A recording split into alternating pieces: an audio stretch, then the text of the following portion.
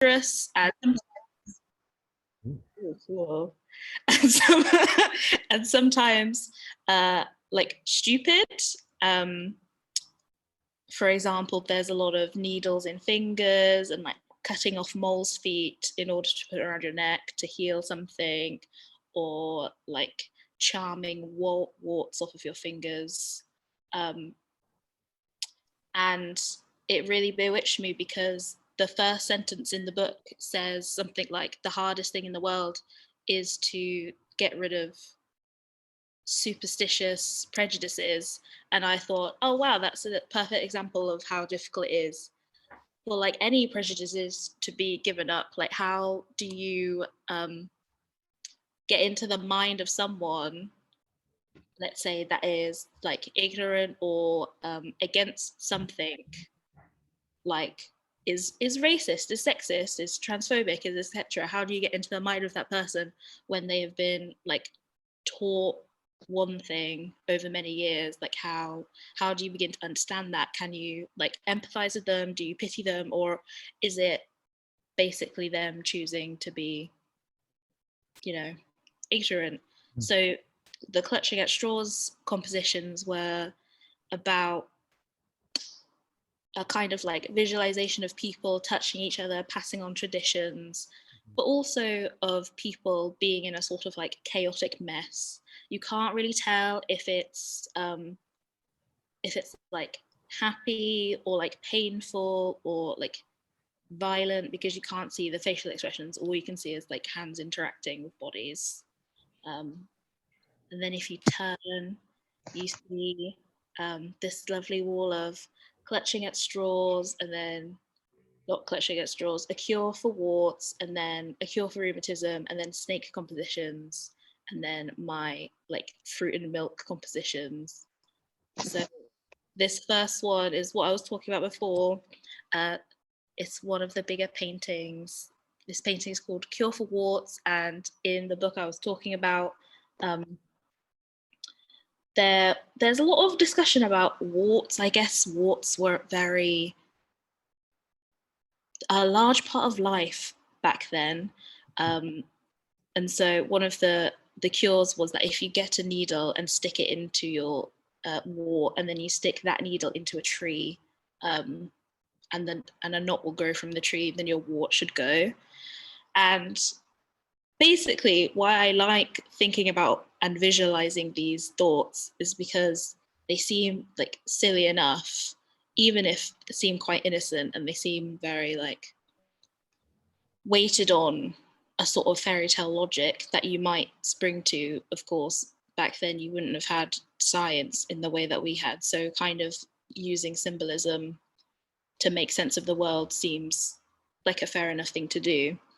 But in this book, there's a specific sentence that kind of like really makes English people, Sussex people, seem better than anyone else. They're talking about toothache, and they're like, even though we know that these remedies are silly, we know that they're better than like the like Negro spells. So even though they're like admitting how ridiculous all of these remedies are, they still have the like audacity to mark themselves as civilized because they're English people, and then like black people as like lower, even though there's no arguments against like sticking a needle in your wart to try and get rid of it. Is very is super illogical. And then we move through to a cure for rheumatism, and one called Viper Blessings, another one called An Audacious Big One, because I think in Sussex there's like a cave near you where there was like a massive dragon-like snake lived in this cave, and so it just seems very important to include snakes. And then Great Terrors, which is from a myth that said that if you find a snake across your path, you should kill it immediately, and then you'll get power over your enemies for a year. So that sounds nice. So I thought I made a painting out of it. And then as you turn around, there's this painting called Charms and Observations, holding a peach, because obviously this might be still very present. If you bite into a fruit and it has a worm in, that's seen as bad luck. And then I also really love the idea of milk. It has a sort of like white purity to it, that kind of gives sort of like leanings towards thinking about like whiteness, like pure whiteness and things that are connected to that. And then these are the last few. So the one on the left is called Believed to be Effectual, a myth that if you pass medicine between, it's actually meant to be a donkey, but I thought a tree would be nicer than painting the underside of a donkey. If you pass your medicine underneath a donkey 5 times, that medicine should work. And then next to that is Mixing Pot, which is the first painting that I made, which is kind of the idea of people like grabbing onto traditions and pulling it away and kind of adding to their own. And then next to that is a painting called They Took It All. And then this is just my paintings from the beginning. How do you feel about it, Sam? Is it I love them. I think it's really interesting to see how you've sort of developed from using very domestic based scenes into using more symbolic depictions of objects and items, and they flow really well. It doesn't seem like two different artists or two different bodies of work. Like obviously you could retain the same sort of style, you're using the same sort of compositions and colors, but I find the interesting shift between domestic snapshots into sort of more symbolic chaotic playings. I really like them. I think they look gorgeous on the wall, and I love the chaos to them, you know, the sort of like multiple cultures, multiple different sort of like ideas and beliefs all sort of grappling at one another. I love how they kind of look on the wall as well, the brightness to them, very comic book, like bold colors. I love it. Thank you. In fact, these ones, and actually most of them, they're based on the 4 humours colour palette. So the red, the yellow, the blue, and the black. Because it's so interesting, again, like trying to assign meaning to certain like elements. Like I think, what is it that Winter is meant to be the mother because she's like wet and hot or something. Just trying to how do you, when you like sort of live not really knowing like anything about the world, or at least having a limited idea of the world, how do you normalize and get on with your day when you know like death is around the corner at any moment? Yeah, very much more prevalent than in our modern day death, certainly back then. But like, I think what's quite misunderstood perhaps about sort of like 4 humours sort of theory and general sort of like medieval science, remedies, recipes, all this kind of stuff, is that they were based on empirical study to some extent. But because religion and medicine were so intertwined as sort of like cultural institutions, it was sort of the churches, the druidic faiths, whichever religion you kind of choose, it was the religion that was the basis of medical treatment. And so along with what we have as sort of like medical science, which is what we would kind of put as separate, you have incantations, you have prayers to different gods, even the Christian god, you know, a lot of these are sort of like folklores and symbols that you bring up have been sort of from the Christian tradition that sort of arrived in England from around 400 AD. So what I'm trying to say is that they were empirically based in their sort of practice. But what I find a really interesting comparison is that folklore in of itself, the word means sort of like usually traditionally meant the sort of traditional rural poor folk of England. It wasn't to mean sort of like folk as we kind of use folk today, you know, like a group of people, like music folk or art folk, or, you know, people, a group of people. Folk specifically sort of reference to the working class rural people of England. So they were always sort of like a repressed cultural group creating these folklores and carrying on these traditions without being sort of taught them in a formal education system. without being taught them at school, without being taught them by their government or the ruling culture or whatever it be at the time, or religion. These beliefs have sort of like sustained throughout sort of our history as people, and we've managed to grapple onto a certain, couple of sayings or beliefs that have existed for over 2,000 years now. And Yeah. it's really bizarre that we can sort of keep these beliefs for no apparent reason anymore. And that's the interesting comparison I see between, like, as you say, race and sort of like bigotry in the modern day and folklore, not potentially in like how ignorant they were in sort of believing these things, but how that information is passed on from generation for generation without any sort of like questioning at all. Yeah, not even like any assistance, like no one has actively been like, yes, I'm going to teach more about how buttercups under your chin are. I had like a lecture about magpies at school, apart from perhaps like a family member or a relative teaching you about it. Or It's like a neighbor or a farmer leaning on a fence. I'm just gonna stop sharing so I can stare at you.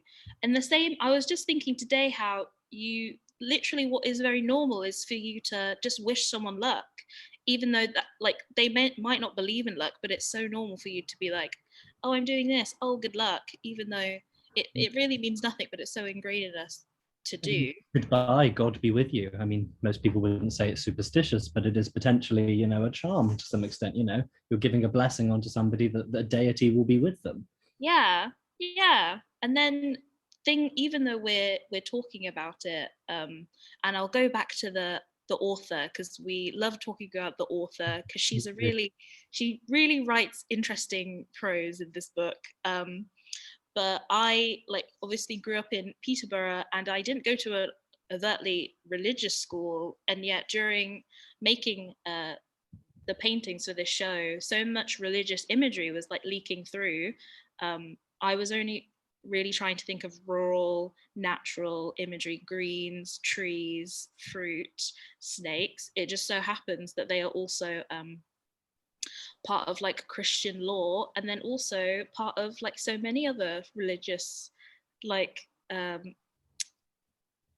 religious texts, I guess, because we're all kind of like living on the earth and we're all looking at trees.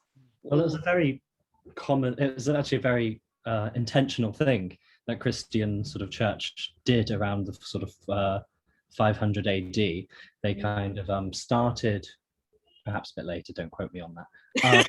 I was like, wow. Yeah, very specific. They basically, when trying to convert many European sort of provinces, places, they co-opted a lot of their sort of feast days, pagan beliefs, and sort of replaced them with a saint day. So your local deity, say in your local town in which you have sort of a feast on a certain date, would become a saint day, where instead of worshipping that pagan god that you used to worship and love so much, you would instead do all the things that you used to do with them, but instead they'd be associated and given to a saint to worship. So they become a part of the community, but in a Catholic way or a Protestant way, whichever be Protestant, which it's a Catholic way. So this is why we get a lot of symbolic sort of hauling over from a lot of these old pagan beliefs into the sort of modern Christian world. Say like in the Nordic faiths, to convert Norway and Sweden to Catholicism, they preached that Ragnarok, the Norse view of apocalypse, had already happened, and that the two people born from the tree at the end of time were Adam and Eve, that started off a new sort of world, so that they could say to the people who held the Nordic faiths, your faith is all right and true, it's just already happened. Now we're in the age of in Christ, we're in Christ's age now. You need to sort of convert and modernize and adapt. But a lot of those rituals and beliefs were carried on, like Christmas, Halloween, all of these different sort of festivals that we have in the Christian pantheon, all have a lot of roots and practices that were very pagan in its origin. So interesting that a lot of those symbols do carry over despite religion. It is interesting, and I guess that's important because this painting show is more about ignorance and xenophobia and really trying to package it in a way that's very like accessible. The type of my style is very like flat, cartoonish, easily readable. I add letters to my paintings in order to draw attention to like color and like skin color, especially as I was talking about before, the binary between whiteness and blackness. Like rather than it being like on opposite sides of the scale, I believe that like white skin isn't actually like pure alabaster white. It's like pinkish, it's like peach. And obviously that works well with the beautiful greens and the colors in my paintings. They kind of have, the ones you just showed me have an almost stained glass feel to them. Like the way they're sort of like trying to depict a scene or a message with color and sort of chaotic sort of fragmentations. I guess, stained glass kind of goes a little bit harder in for the didactic. No, but I guess it's like literally the same sort of thing. The method of I take a quote from the book and almost like illustrate it with a mixture of my own like concepts in terms of like race and ignorance is sort of the same thing as like a stained glass window. It's something to be read, basically.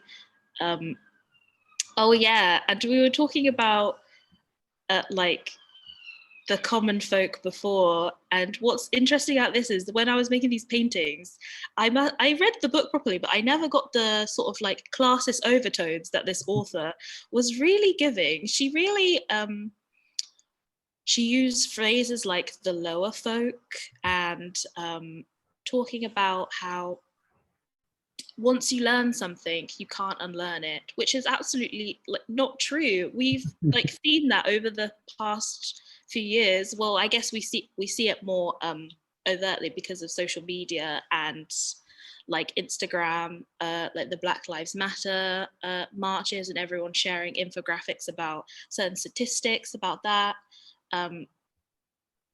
It really is quite gatekeeperish for her to be like, these are the silly little folklore superstitions that they have, and it doesn't matter that they can't think of anything else.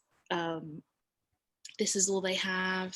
This is what their lives are like. This is what it's controlled by. It's super interesting. I mean, we like to think that England, or well, England in particular, but Britain as an island in itself has always been very self-determined, very sort of like self-ruled, self-governed, this kind of thing. But throughout our history, without going too much in detail in it, it has been culturally sort of ruled by foreign powers. You had from the Celtic people, you had the Roman invasion. From the Roman invasion, you had the Saxon settlement. Then you have sort of like Nordic settlements and the Danelaw being set up in England from the north, up until the Norman conquest of 1066, and even the Glorious Revolution in the 1700s of William of Orange. So you always kind of have this notion in England that there is sort of like one culture that takes the zenith, and the rest of the historical cultures that have come before it kind of take the back seat and either have to adapt to the modern cultures or be reduced to second-class citizenship within the British Isles, their homelands. So a lot of these sort of folklore stories and myths that have arisen, especially in West Sussex and in Cornwall, which is where I currently live in Devon. Well, not currently, I'm in London, but I'm from. But and Wales and Scotland and Brittany and France, they're all sort of like the secondary cultures that have been pushed aside in history. The languages and the sort of stories and religious beliefs behind them all is what sort of constitutes folklore now, as we know it. These are the sort of remnants from our cultural past on these islands.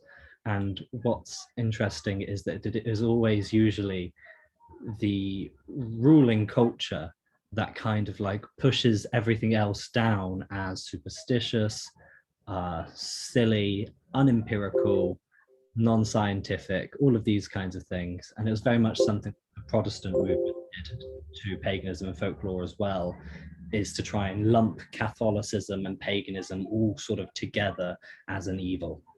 And so you get sort of like when history was being written in the Victorian era, you have a lot of sort of like biased people writing it who want to portray it as quite a devilish, idiotic time before enlightenment, you know?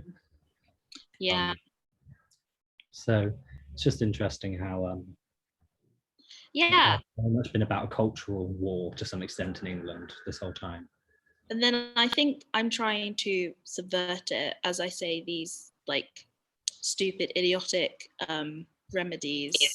They're kind of trying to replicate the sort of silliness, the absurdity, the nonsensicalness of like discrimination, basically. Like, it doesn't make any logical sense, though I'm sure that like racist people would say there's a logical sense to like racism. It doesn't make any logical sense to base someone's characteristics on their skin color, let's say. And that's why my paintings are so like, again, like slapstick, plainish, goofy looking, because often I think if I was to make more realistic paintings of these sorts of things, perhaps let's say what would be more to the point, like a full picture of like a black person being killed by a policeman in almost photorealistic rendering, that just feels like I'm glorifying the subject, and it just feels like just like adding to the canon of violence.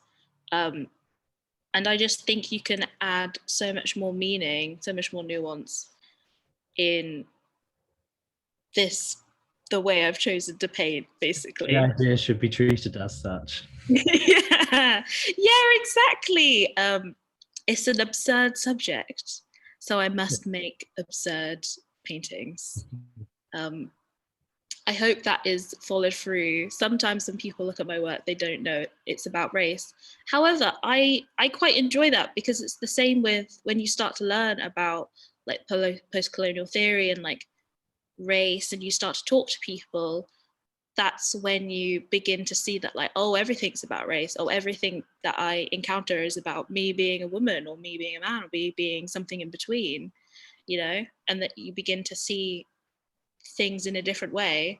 And hopefully if you see my paintings on a surface level, you're like, ah, yes, it's just some people smearing cream on each other.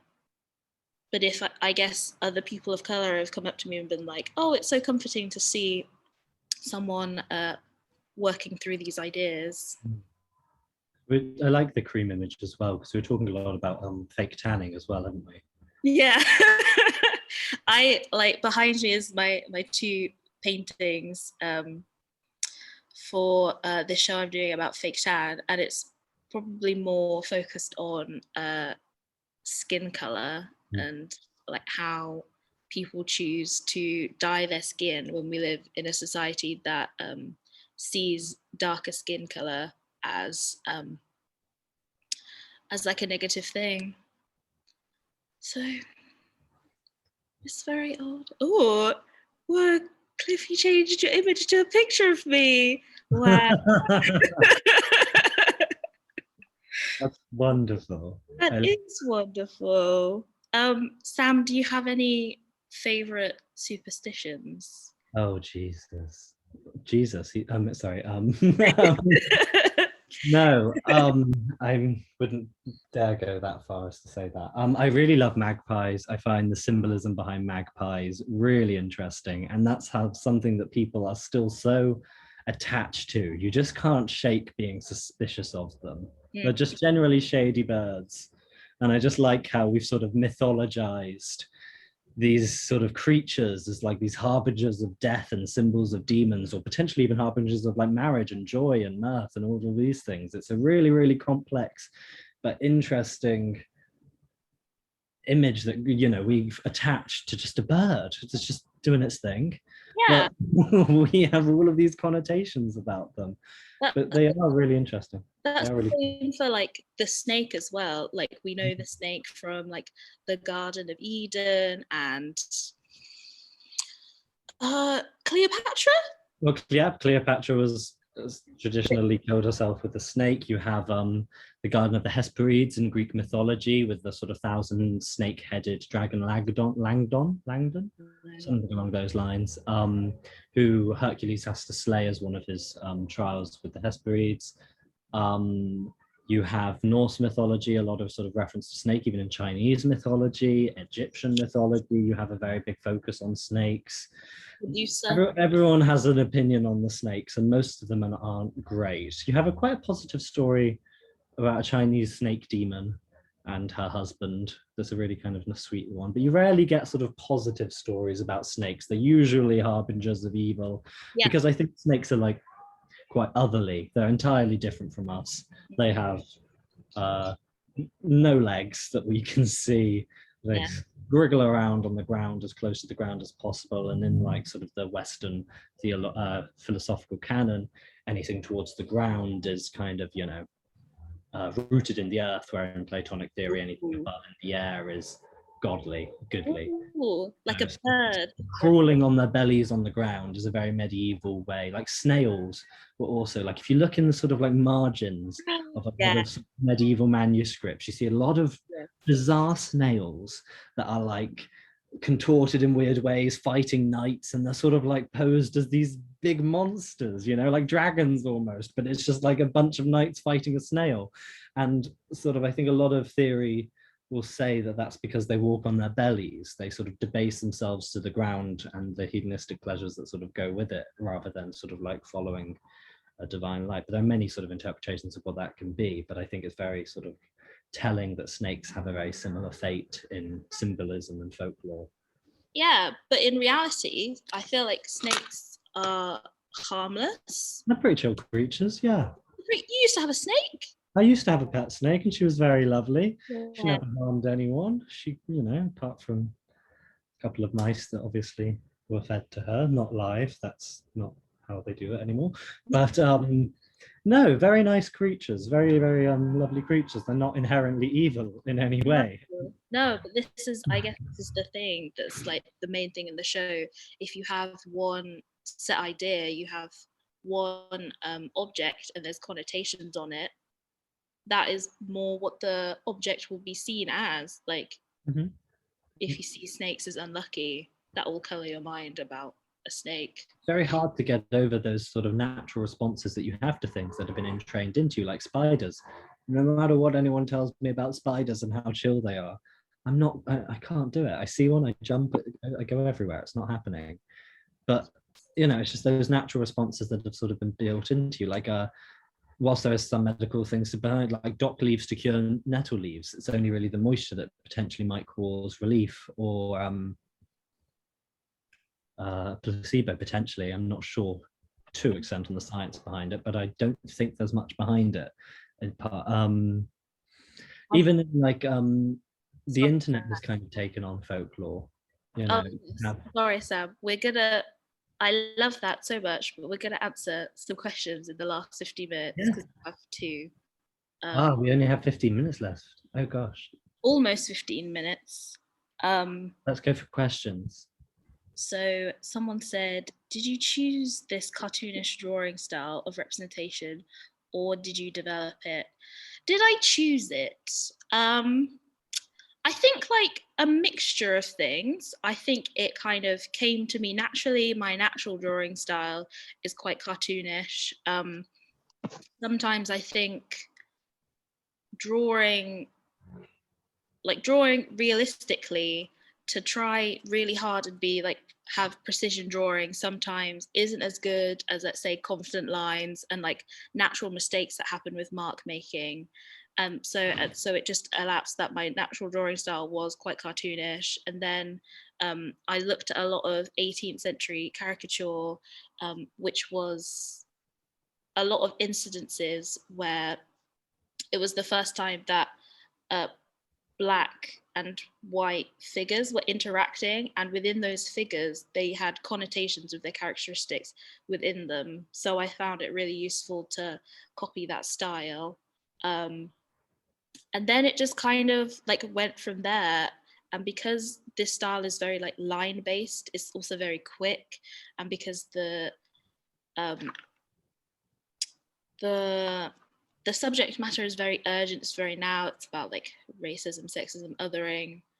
I just thought it really worked conceptually well to use this sort of style, this cartoonish style. And as I say, it's the absurd subject lends itself to absurd imagery. So again, it just kind of went full circle. And then Judith has a question. How important is it for the artwork to have meaning attached to it? That's a big one. Me and Sam have talked about the purpose of art before.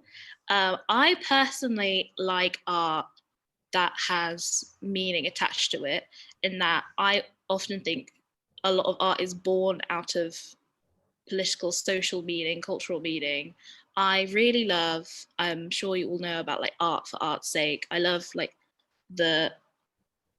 let's say like I love paintings that is about the continuation of painting, but I really do prefer to have meanings attached to my work, especially because, not to be cheesy, but like life is full of meaning. We've added so many meanings on top of like everything. Again, connotations on skin color, blah, blah, blah, blah, blah. Everything means something. Like a snake means this, like a cream means that. So yeah, the starting point always comes from a concept. How about you? Yeah, you go. Yeah. Okay. I was gonna say, how about you, Sam? Whether my work. Yeah. I've actually adapted Wild before, so the art for art's sake has been a quite interesting point when I've actually been adapting it, because I tried very hard to sort of like express Wild's theory on general aestheticism and art for art's sake through his works, which you kind of get as the authorial voice, but not through sort of a scripted text, through like conversation, through characters. It doesn't come out as much, but through how he describes the book, how he narrates the book, do you get those sort of philosophical beliefs on art. So I try to sort of like adapt a lot of these works and complex philosophical ideas into plays without it kind of just be screaming philosophy at you. So you can kind of watch a play and it be very sort of like understandable as a play and coherent as a play, but a lot of the music, a lot of the meaning behind it has been sort of like influenced by philosophical ideas that I kind of wanted to explore. So I wouldn't say my plays necessarily have, oh, that's a lie. I think a lot of them do have like a lot of pointed messages, but when I do a pointed message, I go very like Brecht with it, and my pronunciation is awful there, but Brecht with it and like very pointed. The audience very much knows exactly kind of what the message is. And I think that's something we were discussing before, whether you kind of like have to spell it out to people for them to like fully get what you're looking at and fully understand the message behind it. Because I know a lot of your paintings, you can look at them and just sort of see domestic images. You can look at them and just see sort of like a snapshot image. You don't have to interpret anything about race beyond it unless you, one, come to the image expecting it, or two, have these ideas circulating with you already.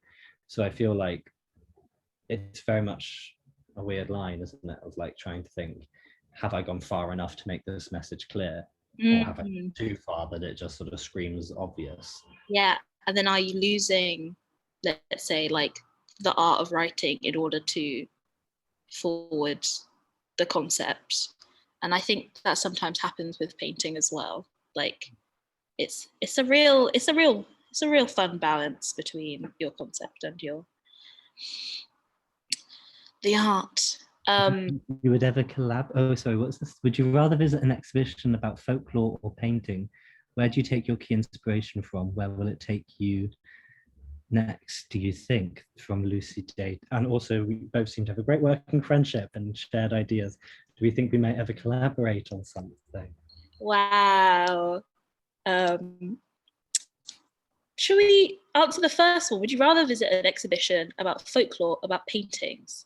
That's very hard. And see both. Yeah, come see both wrapped in one. Personally, I think I would like to go to folklore with historical stuff, items there. If I'm going to a museum, I like to see, artifacts and historical stuff, which paintings will eventually become. But if I Yeah. had to choose between the two, I would go for a folklore exhibition over a painting modern. Yes. Whereas I guess like I would rather go to a painting exhibition because I guess in the same way that you would learn from the folklore, I would learn like looking at paint marks of another painter, seeing how they execute a painting. It'll be like a learning experience for me too. Um, that is a very interesting question though. But I would, as I say, if there's one of both, I'd be really happy. So it's a good thing there is one. So where do you take your key inspiration from, and where will it take you next, do you think? Oh, me personally, I take it from everywhere. My experience as like a Black woman in England. I have a lot of food references. I love Nigella. I the biggest food reference of them all. I love all the food that I eat. As I say, food is very useful in terms of painting. And I think yeah. I really love comedy. Victoria Wood is my favorite comedian. The way that she depicts everyday scenes in a very surreal, like absurd way, like pinpointing specific stereotypes within British people is just absolutely amazing. What else am I inspired by? I guess other painters, conversations. What about you, Sam? What are you inspired by?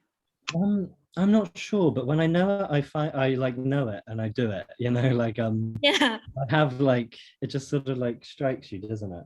It's like if I want to do a play or I have an idea to write one, or I've read a book that I love that I want to adapt into a play, it's like I will have to do it, and it just sort of grabs me, and it's something like I've been adapting a book, Monsieur Venus by Rothschild, which was an 1880 French novel, and yeah, I just read it and I was like, nobody really knows about this. And she was very influential in the Decadence period. So it's one that I kind of like want to push. I have such like I don't know, I just love introducing things back into canon that we may have forgotten about that I think is important or influential, and sort of like putting that next to ideas that we have in the present day to some extent and seeing how that sort of compares.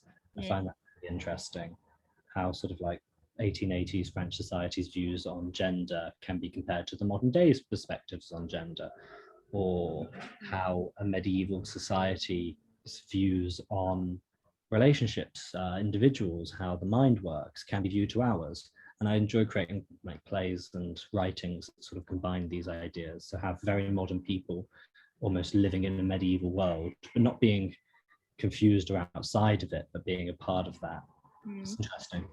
I'd like playing around with that kind of stuff. Yeah.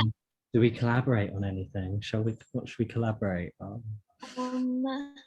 What should we collaborate on? Well, you already sometimes research for me anyway. Yeah, I do some research for Olivia every so often on historical matters. So like the fake tanning and what's the other thing you got me to research? Ooh, It's fake Egypt. Egypt, yeah, you got me to do some research on the colours in Egypt, yeah. Because Egypt is very color heavy. Yeah, you reference a lot of colours. I mean, so is Greece and Rome, to be honest. Like a lot of the painting statues and buildings all used to be painted, but because of time, they've sort of worn to white. And it was only in the Renaissance that people started like loving the Greek architecture, but thought it was all white. So when they were recreating all of these cities in Europe about buildings and everything, they made them all just white stone instead of actually painting them in the colours that would have been used in antiquity. And even stones like the Elgin marbles were stripped with bleach of their colour in order to present the classical white image, because they'd be more popular, because that's how people viewed, these stones. Yeah. And like in Athens and everything, the Acropolis used to have a whole manner of buildings on it, dating from Byzantine to Islamic. times, but they were all knocked down by the modern Greek government because they didn't fit in with the general antiquity of Greece as a white stone city, you know. Mm. I don't know how I got onto that. I ramble a lot. I apologize. Do you think, as like a marginalized person, like a queer person, do you think delving into the past, using media from the past, storytelling from the past, is perhaps not, I shouldn't say like the best way for telling stories? Is it just the most useful way for telling Well, stories? the queer sort of relationship with history is a sort of very complex one, because especially in the modern day, having the AIDS crisis in the 80s, 90s, and noughties, you kind of lose a whole generation of queer people Mm. uh, who are, you know, here to have told us our history to some extent, or to be people that we would look up to. Yeah. Now, you know, say like Derek Jarman, for example, one of the greatest film directors in the 80s and 90s in Britain, but he's dead. We don't have him creating more films. We do not have him to sort of lead the way of what sort of like modern queerdom would be, because most of the people have died from that time. So you kind of have like a gap in history. And a lot of sort of queer history also relates very easily with folklore, because it's through word of mouth. You never had like published essays about queerdom. You never had I don't know, it wasn't in the news, I guess, as much as kind of it is now. So like Stonewall, you get a lot of sort of folklore that kind of exists around that. Um, you know, some people say that it happened because a group of people were being picked on after they just come back from Judy Garland's funeral and were so upset by it that they sort of just form a revolution. Um, so you get a lot of folklore within that because it is oral tradition, and drag culture is very much like a shaman of history.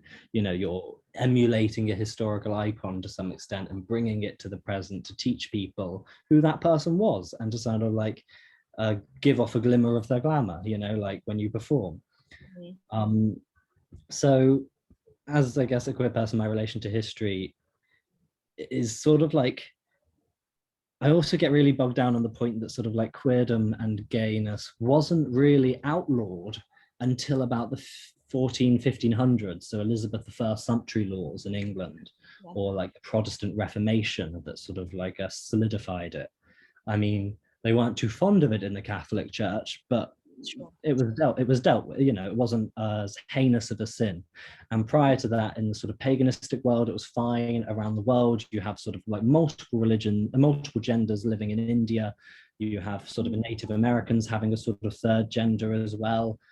And so it is very much this Victorian / Protestant worldview that is sort of like roots of an ashtray has sort of cemented itself around the world.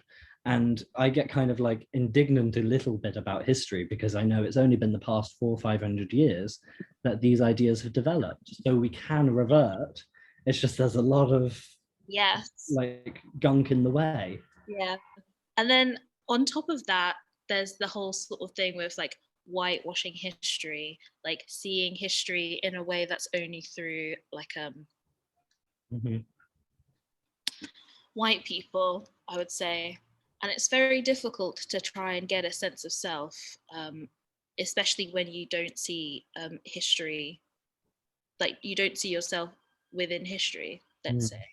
So I guess this is probably why it's important for you and me to like pull out of history, make comparisons to the past, and sort of embellish it in a way that is like useful and healing to us. My good friend Tyne O'Connell is one of the greatest, most eccentric people on the planet. She was named by Prince Philip as the most eccentric woman in Britain. She's an incredible lady. Look her up, goddaughter to Quentin Crisp. But she's basically a historian on LGBTQIA people and people of color as well throughout history. And she has been talking to me a lot lately about, sorry, a siren is passing. I don't know if that's interrupting. But she is teaching me a lot about how history was written, how we kind of have established these ideas of what happened in the past. And it was created in the Victorian age, to some extent, the syllabus that was created in England after the Battle of Waterloo, you have sort of like what was meant to be the educational system of Britain was based on Wellington's teachings to drill his men for the Battle of Waterloo, because it was thought that if you were to be like the good British gentleman, then you'd be like Wellington. But that was a rant that I didn't know the start of. I forgot. I just got on to Wellington, and here I am.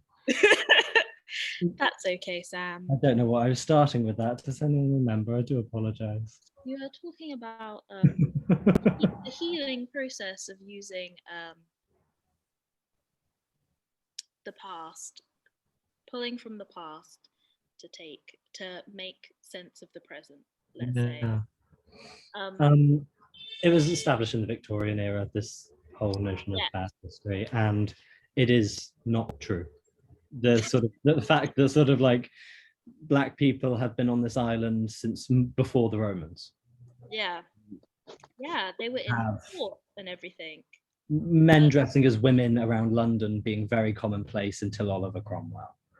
Of course. You know, Shakespeare was a drunken lad. You had Malfrith, who was a trans man in a celebrity in England, used to have a statue up of them outside St. Paul's, which unfortunately got destroyed in the Blitz.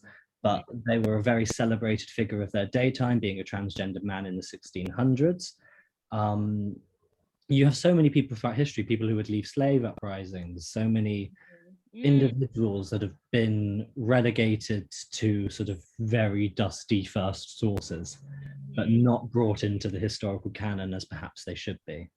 Yes, and probably shared via word of mouth, like how the people in this book I'm referencing in my art show learned about, but instead, perhaps in a more formal education, what you learn about is like very blanketly like England's part in like the world wars. Yeah, Lucy Day just asked me the name of the historian. It was Tyne O'Connell, TYNEOCONNEL, I think. You'll mainly find her if you have Instagram. She will post her stories every day. She's a marvelous lady, and you can read an interview that I did with her about generally her life and how she views sort of like her objects and art, about talismans in her own life. She's an amazing woman, very sick as well, but she uses fashion and art to sort of like heal her. So she's a fascinating lady. I'd very much recommend listening to some of her rambles on Instagram. Wonderful girl. Thank you, Sam. And I guess we're at the end. Yeah, thank you. Thank you thank you very much, Cliff. Yes, to me now. Was that just from now? Gosh, you are good. Just to say, it's one of Cliff does this. All your fault, Sam. I wasn't going to do it tonight, but you came up and I thought I can't miss the opportunity to draw that. Particularly once you lit up. Wonderful. Just to say, we did start a little late, so I just wanted to ask if there were any questions from the floor right now. I know we've got people are just sort of expressing their hands. I don't know if there's anyone else that wants to ask a question vocally now. Wave your hands appear on the screen, or otherwise, okay, we've got Judy and Cliff. Is that okay? Yeah, if you want to, Judy, go first and ask away. Mine's a kind of trivial question, but I was quite intrigued that a lot of the hands in your pictures only have 3 fingers. Oh. And I wondered what's the basis, whether that's a visual basis or a deliberate reference to Mickey Mouse or something like that. It can be all of those things. Sometimes I really enjoy, because in like art history, painting hands have been like the more expensive your paintings are is if you have full hands in them, because hands are so difficult to draw. And so sometimes I find it really funny if I paint hands terribly. Sometimes the more terrible the hand is painted, the more like essence of a hand there is. It's very strange. So it's often by accident. Sometimes I'm like distracted whilst I'm painting, and I'll paint 6 fingers. Sometimes I'll paint 3. But yeah, especially in the painting believed to be effectual, there's like several hands going like counting down. Yeah, the one behind you. And I think sometimes I've swapped between 4 fingers and 5 fingers. I guess because in this, as I've been saying through the entire talk, an absurd subject matter deserves absurd imagery. So a lot of the time, the painting itself isn't that serious, which I find to be quite empowering. Sadly, yeah. I think I've put in my comment, but I'm just astonished how many ideas are floating about here. Oh yeah. You wouldn't necessarily pick up if you just go into a gallery and go, oh yeah, these are nice, and you go out again. You know, that's all going on as well. So it's a kind of object lesson in the layers that you can put into your work. Yeah, a lot of the time with paintings or like art shows, they're just like meeting a new person. You can like meet that new person and you can be like, oh, that's who it is. I might not understand them, but I've met them. Or you can like ask them questions and you begin to understand more about their lives. But if you don't really like the look of a person, you don't have to ask questions. The same if you do like the look at an artwork, you don't have to ask it questions. So that's the beauty of it.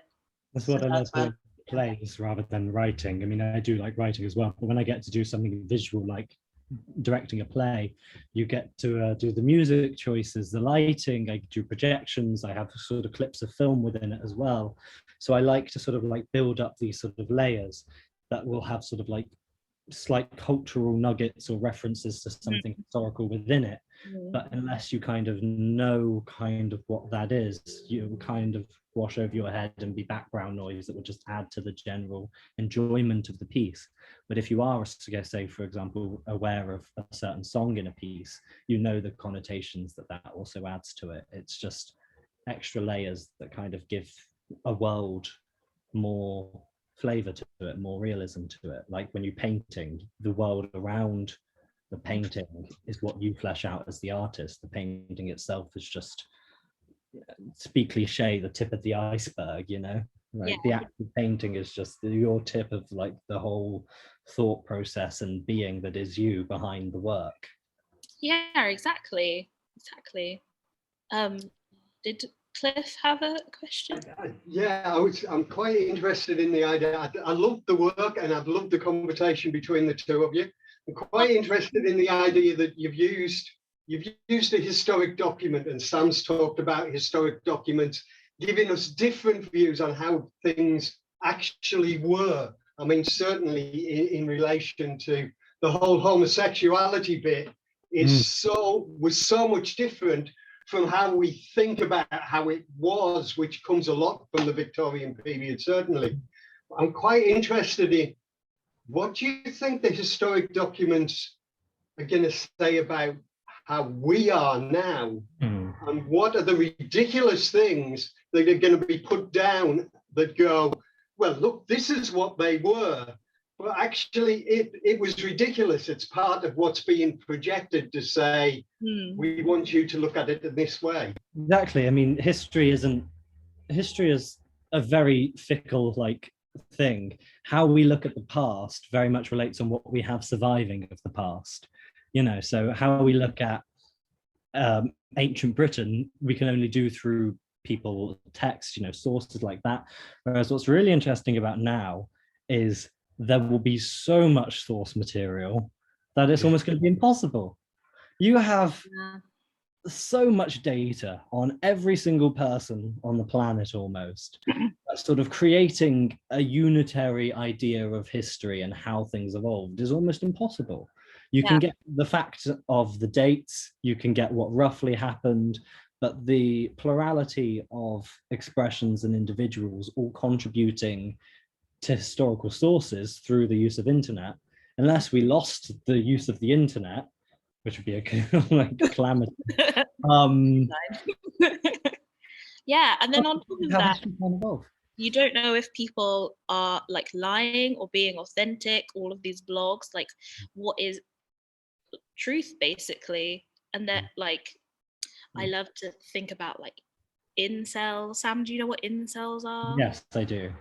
For anyone who doesn't know, it's sort of like a new version of like sexist men that has come up. Nikki, goodbye. Basically, they're like young men who are really against women, really misogynistic. They believe that they are entitled to a girlfriend, and they have loads and loads of chat forums about why they deserve to have girlfriends, why women are like sluts and like terrible. If someone takes that information as like truth, perhaps it's hard to say. Maybe it's truth in their minds, or maybe that is them talking as a defense mechanism and that they don't actually believe all of these things about women. It's hard to tell. It's like selecting which of these views do we as like a society say is our history. If people were to like look back on the 21st century from a couple of centuries away from us now, what will they pick out? Will they sort of say how ridiculous we are for like believing that wearing a mask causes COVID? Or how ridiculous will they be about all of these superstitions that have arisen during COVID pandemic? There have been hundreds of them, that exist about, like Donald Trump inject the bleach, just that. Yeah. I don't know if you can hear that siren, but I apologize. I think we'll get conversations about things that we think of as being quite normal. I mean, things like they'll look back and go, what a ridiculous idea that people believe that you should spend 5 days a week working on the same job. Yeah. And they'll probably quote medical evidence at that point that actually it's incredibly bad for us. Mm-hmm. And yet that's something we just think of as normal. We'll certainly talk about sorry, Sam, go. No, you go. I was just saying, we have this idea that we are living in a linear history, that history starts at 3000 or so BC and has been going on until the present day, and we've been constantly going up, and that we're constantly in like a state of bettering ourselves, enlightenment, reasoning. But in reality, doesn't really function like that. Time doesn't function in a linear fashion, and so history doesn't necessarily function in a linear fashion. Ideas spring up and get rejected and get brought back into the common culture again. History is changing. It can change, and how we look at history can change as well. It's fascinating. Do you think we'll move to a point where we have a far more pluralistic view of what's happening at any one point in time, rather than this concept which we tend to go, this is what's happening? You go, well, yeah, that's only one of a whole multiplicity of things that's happening. I mean, there's this I also studied Indian philosophy, so there's a Jaina principle of philosophy I always reference that sort of says that there are these sort of truths like pearls, every single person's perspective. Every single person's perspective is like a pearl on a necklace, their own individual viewpoint, and you sort of have the truth that is the thread that connects them all. So like if a group of people are blinded and touch an elephant at different places, you will each get a different understanding of what that animal is. If you touch the tail, you might think it's a mouse. If you touch the trunk, you might think it's a snake. If you touch the tusk, I don't know, you can keep going with all of this stuff. But ultimately, because we live in a manifold, infinite universe, we can only experience what us ourselves can experience. And therefore, anything out of that, we can't have any knowledge of. We can't really comprehend it. So truth is all of it. Truth is all of it together in one big old sort of melting necklace of it all. And it's a very tough thing to sort of like get your head around, is that truth does exist. It's just not a singular thing. Yeah, and the same way, like very close to now, in our like social media bubbles, like if anything right wing comes into my bubble, I like reject it. I say, no, I don't want that. And then the sort of bubble that I live in still seems like the liberal bubble that I am in is like how the world is living, where I don't actually know what the mainstream idea is. Like maybe maybe I do know what the mainstream idea is because of, you know, the BBC, etc., etc. I always find that interesting after election day. You know, you see everybody who you know on election day voting similarly to you, complaining that the election went either the good way or the bad way for them. But, you know, there's always like, I always find on my social media anyway, it's usually very much the same sort of way of voting. You know, very much have like echo chambers online, that what you think is what you will see online, usually because of the way that these systems work. So if you have these kinds of viewpoints, you're going to see more things from that viewpoint that's going to come online. And that's quite a dangerous thing, I guess, about sort of getting your news from an internet. Yeah, I guess that's maybe in the future, they will be able to be like, oh, this is this sort of person, they would have been fed this information and this is what they would have thought. Or like the opposite, like this is this sort of person, let's say like a Facebook person who would be driven like sort of like more easily like right-wing things, because they're sort of like a certain age or a certain like gender. All these things will be linked up to this sort of person. So I'm excited by. I'm gonna have to.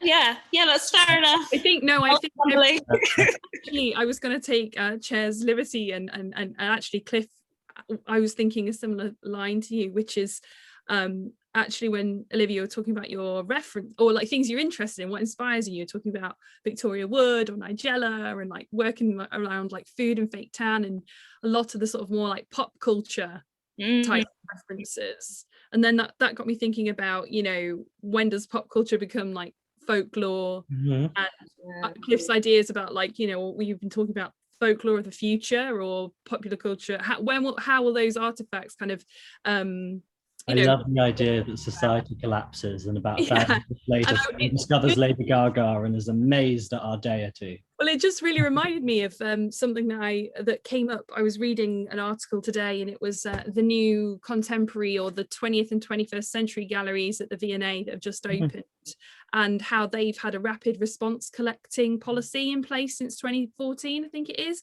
where it usually takes about 3 years to acquire an object into their collection.